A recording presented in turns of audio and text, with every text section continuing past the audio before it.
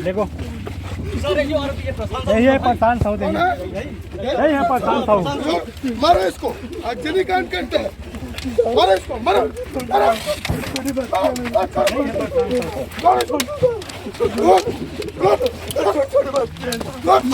मारो इसको, मारो।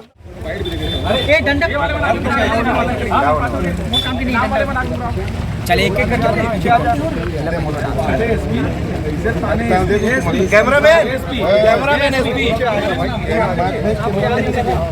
खिलाफ अपराध दर्ज करो, एसपी के खिलाफ अपराध दर्ज करो, एसपी के खिलाफ अपराध दर्ज करो, एसपी के खिलाफ अपराध दर्ज करो।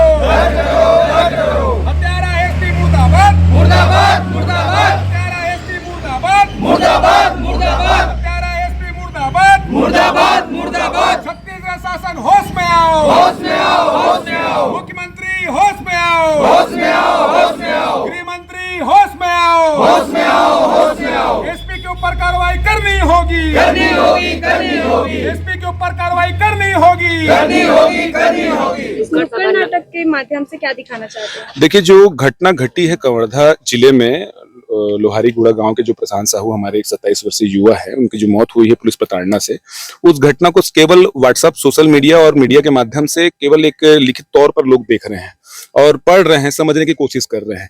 हम इस वीडियो के माध्यम से, एक नुक्कड़ सभा के माध्यम से एक संवैधानिक रूप से जो विरोध दर्ज कर सकते हैं वो करते हुए हम ये दिखाना चाहते हैं हमारे पूरे जिले को और पूरे प्रदेश को और पूरे देश को कि उस दिन आखिर घटना किस प्रकार की घटी होगी, आखिर वो क्या हुआ होगा, किस प्रकार से रौबदार तरीके से जो हमारे कैमरामैन एसपी साहब हैं उनके द्वारा क्या किस प्रकार का कार्य किया गया होगा, थाना प्रभारी जो थे उस समय के वो जो क्या किए होंगे, आरक्षक क्या किए होंगे। क्योंकि जब वहां का कप्तान ही खड़ा होकर आदेश दे रहा हो या कप्तान का आदेश हो तो कहीं ना कहीं वहां पर सब लोग तो कठपुतली बन जाएंगे। तो वो जो घटना घटी होगी उसके बाद जब उसके ऊपर प्रताड़ना हुई होगी तो आप कल्पना कर लेंगे इस नाट्यक्रम में कि उसके ऊपर वो कितना गिड़गिड़ाया होगा, कितना रोया होगा और कितना दर्द सहा होगा और आखिरी में उसकी मौत कैसी हुई होगी।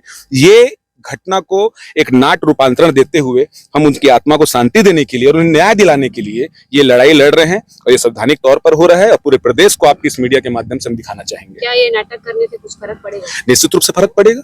ये इसको नाटक शब्द कर दें तो बहुत छोटा है, इसको उस दिन की घटना का रूपांतरण अगर कहा जाए और एक दोहराने का प्रक्रिया कहा जाए तो निश्चित रूप से ये चीज ये लोगों तक पहुंचेगी। वो दर्द को लोगों तक पहुंचना जरूरी है। वो उसका जब आत्मा छूटा होगा, उसको जब पीड़ा हुई होगी, वो जब अपने बच्चे को 7 साल के बच्चे को याद किया होगा, अपनी माँ को याद किया होगा, अपने परिवार को सोचा होगा, तो उसके ऊपर क्या सोचा होगा, ये सब चीज के बारे में मैं बोलने का मतलब हिम्मत भी नहीं कर पा रहा हूँ कि इस प्रकार का चीज हम लोगों को करने के लिए बहुत हिम्मत चाहिए था और वो इकट्ठा किए हैं, लेकिन इसलिए किए हैं कि लोगों तक ये हकीकत पहुंचे, जन जन तक पहुंचे।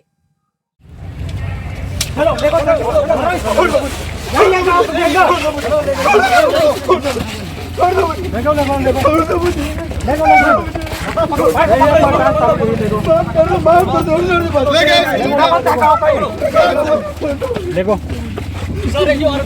यही है परेशान साहू, यही है परेशान साहू। मारो इसको, अजनी कांड करते हैं, मारो इसको, मारो मारो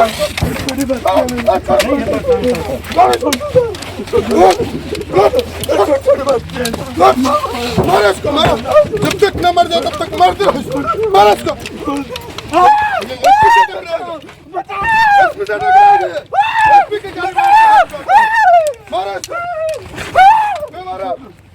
मारो इसको, मारो इसको, मारो लेके जाओ और जब तक इसको मारते रहे जब तक मर न जाए। और जनीगान करता है पुलिस वाले मारो इसको, मारते रहो जब तक मर न जाए।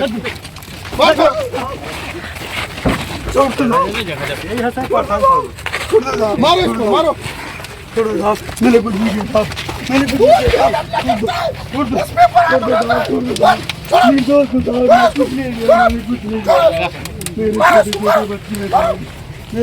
सस्पेंड कर दूंगा अगर कोई नहीं मारे इसको।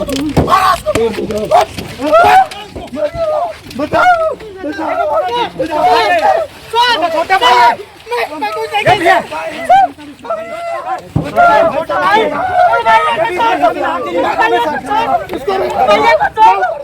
भैया को छोटे बच्चे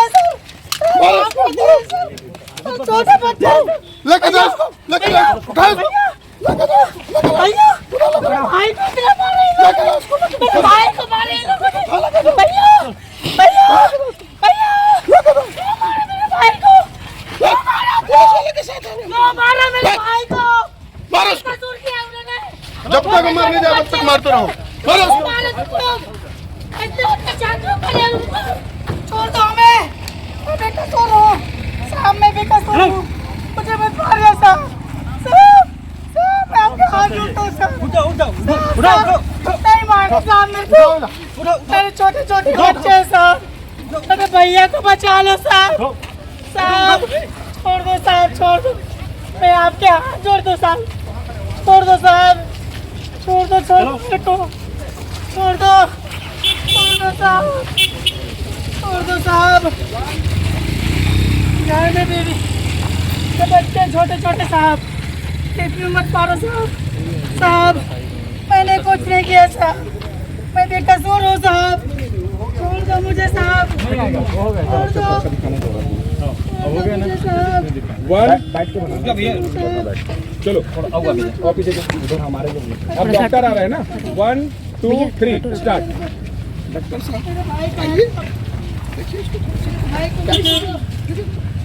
जीने के हालात नहीं है बहुत गंभीर है बहुत पिटाई हुई है इसके साथ बहुत गलत हुआ अरे कोई गलत नहीं हुआ है अरे तबीयत खराब है इसका मिर्गी का प्रॉब्लम है खराब है इसका इंजेक्शन लगाने के लायक नहीं बचे हैं लेकिन इसको लगता है मेरे को नहीं लगता कि ये बच पाएगा बहुत हालत गंभीर है बहुत पिटाई हुई है मेरे को नहीं लगता कि ये बच पाएगा कोई नहीं मारा है कोई नहीं पिटा इसको ये तबीयत खराब मिर्गी में मरा है नहीं चेक करो हर एंगल में स्थिति खराब है नहीं बच पाएगा क्या करेंगे लेके जाओ कट स्टार्ट चलो इसको हाँ भाई हेलो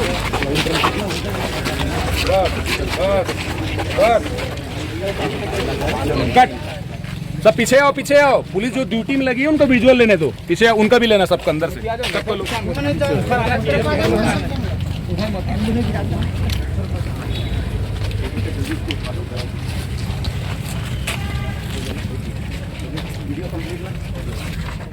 नुक्कड़ सभा में आप लोगों ने ये जरूर महसूस किया होगा कि किस दर्दनाक तरीके से बर्बरता पूर्वक पुलिस प्रशासन के द्वारा एक 27 वर्षीय युवक को घसीट कर लाया गया होगा। उसे किस प्रकार से सैकड़ों पुलिस वाले मिलकर मारे होंगे, रात भर पिटान पड़ा होगा।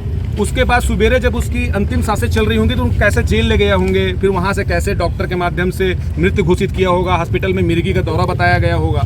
आप ये सारी चीज़ों को इस माध्यम से देख सकते हैं। मेरा हाथ जोड़ के मेरा निवेदन है कि इस वीडियो के माध्यम से कि इस न्याय की लड़ाई में आप लोग जनता जनार्दन जब तक आवाज़ नहीं उठाएंगे, जब तक आगे नहीं आएंगे, इस प्रकार का तानाशाही प्रशासनिक व्यवस्था और शासन की व्यवस्था चलती रहेगी।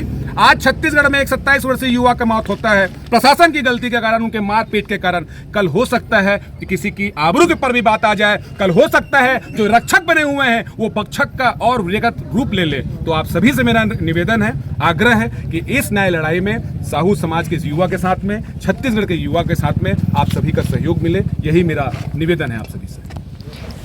रूपांतरण जो तरीके से हम लोग ने अपना नुक्कड़ सभा में जो दिखाया है उसमें आप लोग जरूर सोच सकते होंगे कि वो घटना कैसी घटी होगी।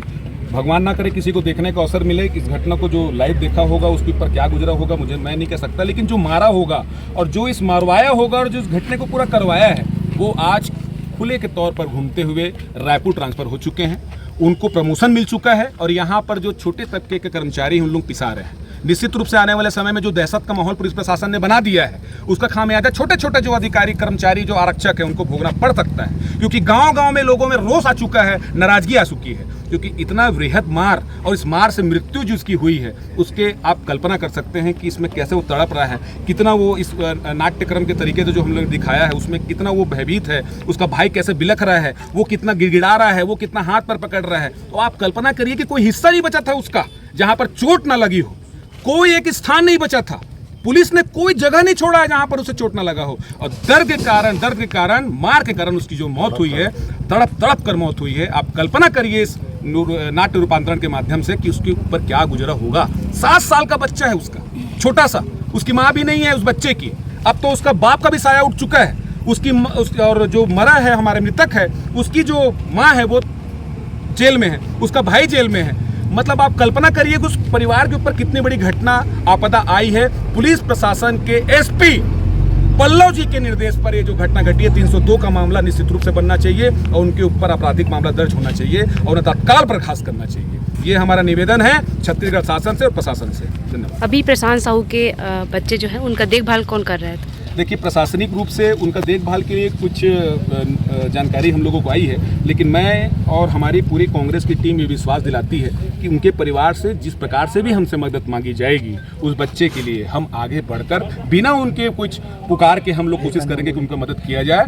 और ये केवल हम बस नहीं, ये पूरा जिला करेगा, मुझे पूरा विश्वास है, क्योंकि ये कबीरधाम जिला शांतिप्रिय जिला, ये प्रदेश शांतिप्रिय प्रदेश है। इसको आग में झोंकने वाले लोग आज सत्ता में बैठकर इसका फायदा उठा रहे हैं, लेकिन उनको ये पता नहीं है कि छत्तीसगढ़ का एक आत्मीय सम्मान है और आत्मत्व है, एक दूसरे के साथ संबंध है। तो हम सभी इसका बागडोर संभालेंगे और पूरा जिला संभालेंगे। जैसा कि हम देख रहे हैं लगातार कवर्धा में घटनाएं हो रही है। पहले कवर्धा धर्म नगरी के नाम से जानी जाती थी, अब राजनीति नगरी हो गई है, तो इस पर क्या कुछ कहना चाहिए? देखिए कि कभी झंडे के नाम को लेकर इतनी आगजनी, झंडे के नाम लेकर टायर जलाना, लोगों को भीड़ इकट्ठा कर लेना, हिंदू मुस्लिम विवाद पैदा कर देना, आपस में विवाद पर आके मारपीट, लड़ाई झगड़ा, दंगा का रूप दे देना, चक्का जाम कर देना, शहर बंद कर देना, ये सारी घटनाएं तो आप सभी ने देखा है। तो मैं इतना कहना चाहूंगा और निवेदन से कहना चाहूंगा कि झंडे से बड़ा कोई इंसान है कि नहीं?